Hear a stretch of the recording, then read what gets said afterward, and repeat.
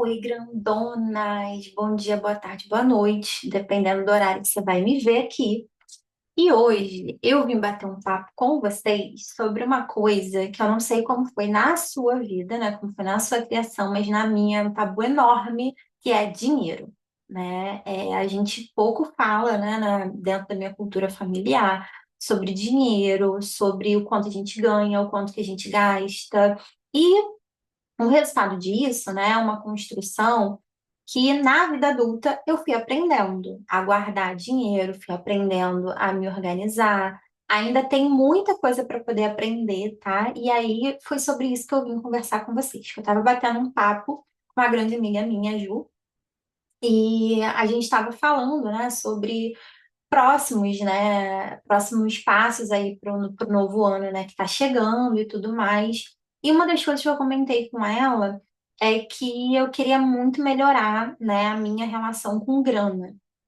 E quando a gente fala, né, sobre dinheiro, a gente esquece muitas vezes de ver o quanto que o nosso aspecto emocional influencia no que a gente consome, no quanto que a gente gasta, em como a gente vai tendo, né, essa relação, né? Por exemplo, se a gente veio, né, de uma família, né, que a gente vivenciou, né, cenários de perrengue, sabe? A gente às vezes vai nutrindo esse medo de que um dia esse dinheiro acabe. E aí, às vezes, a gente não olha o quanto que tem na nossa conta, a gente não cuida das parcelas do nosso cartão, porque isso desperta na gente esse medo.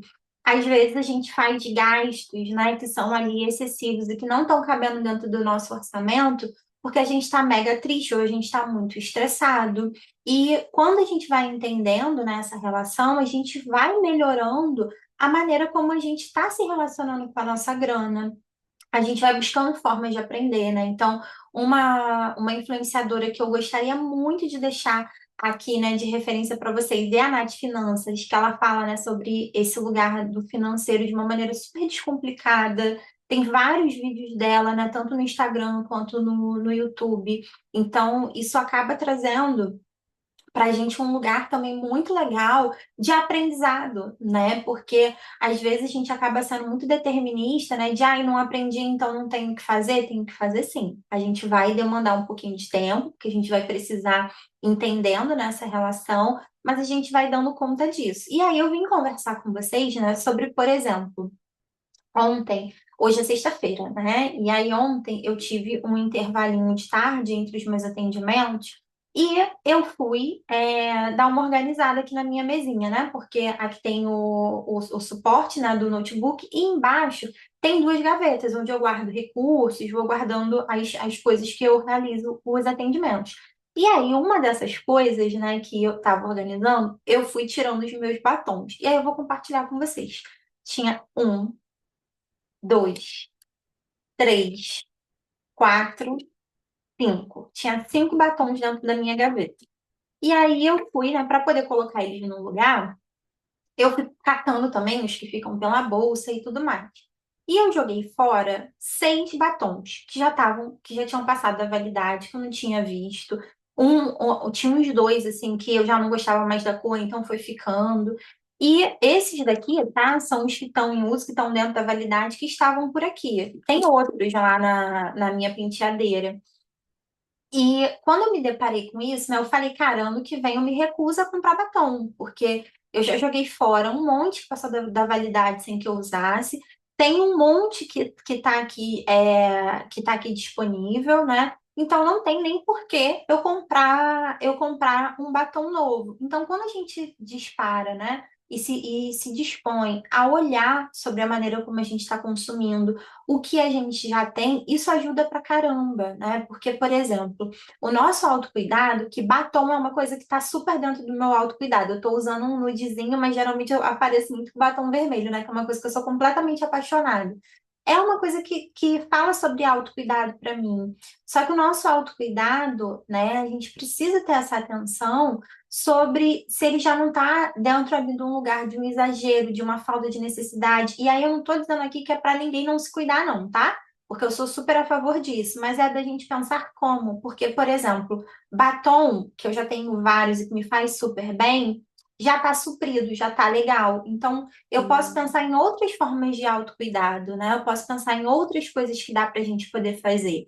E aqui também cabe a gente trazer uma outra reflexão que é muito importante, que é muitas vezes a gente atrela o nosso autocuidado a coisas e a gente esquece das experiências. Então você, geralmente assim, né, vou pegar um valor que é a média dos batons que geralmente eu compro. Geralmente meus batons eles custam ali em torno de 40 a 60 reais. Dependendo da onde a gente mora, com 40 60 reais, dá para você ir tomar um café com uma amiga sua, dá para você ir ao cinema, dá para você poder almoçar num restaurante que você acha legal, né? Então, assim, tem também esse aspecto, né, do coisas versus experiências que às vezes a gente esquece, que às vezes a gente está tão preocupado, né, naquilo que a gente está comprando que a gente está esquecendo da experiência que a gente está vivenciando, né? E como está sendo essa nossa rotina, né? Então, para isso, a gente vai ter que refletir.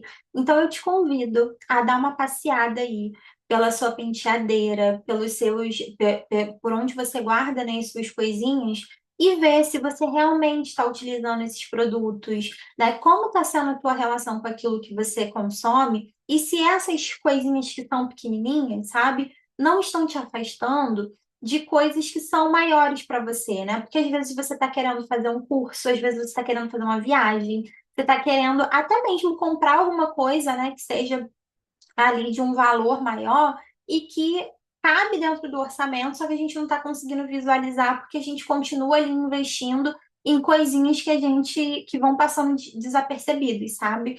Então, vamos refletir sobre isso, né? Vamos entender sobre como está sendo a nossa relação com como as nossas emoções elas estão influenciando nisso, porque às vezes a gente usa muito, né, o delivery ali rapidinho como esse lugar de regulação e tem outras coisas que a gente pode fazer para poder ajudar a gente a ter bem-estar, porque eu sou muito a favor, né, do bem-estar, sou muito a favor do autocuidado, só que eu queria trazer para a gente hoje essa reflexão, né, um pouquinho maior, né, de como a gente está consumindo, o que a gente está consumindo e o quanto que as nossas emoções estão influenciando aí nos nossos gastos, tá bom? Porque é, tem até, né, esse meme, né, que rola, né, da matemática das garotas e tudo mais, que para a gente poder, né, e essa foi uma questão que eu demorei um tempo para poder conseguir assimilar, né, que os nossos sonhos, né, a realização de coisas que são importantes para a gente,